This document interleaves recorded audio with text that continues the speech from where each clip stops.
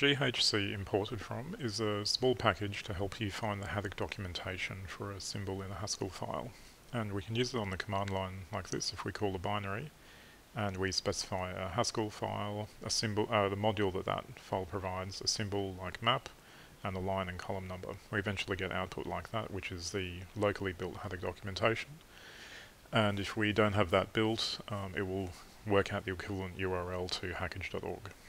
And so there's also a Vim plugin, which makes it a lot easier to use. So here we have a little gvim session on a little file, and we have an import for data.list that hides map. So this map here, if we hit, I've bound F4 to look the thing up for me, it'll pop up the prelude here. And if we search for map, there it is. And so if we look at head, which will be the one from data.list, when we look that up, we are taken to the data.list module instead.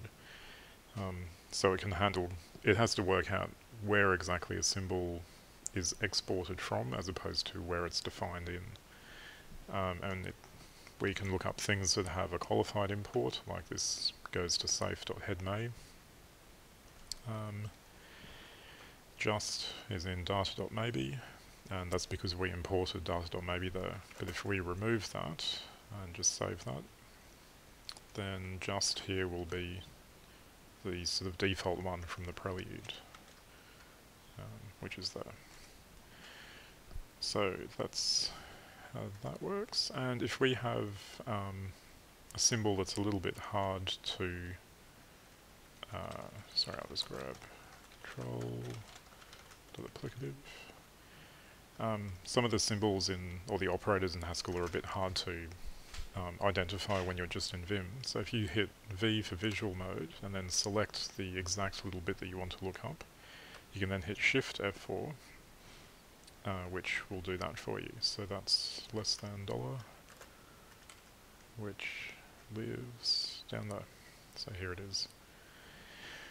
So that's just convenient sometimes when Vim doesn't do such a good job, because it's hard to work out if that's the less than operator or, less than $.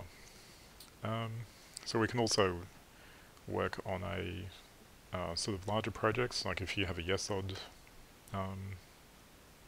project, you have typically quite a few imports there. And if you look at a word at some point in the file like pure, it's hard to tell what that really is. So we can ask the system to look it up. And it takes a little bit longer because of the number of language extensions, because we have to partially parse the file to work out what the type of that thing is and which module it comes from. So that was pure.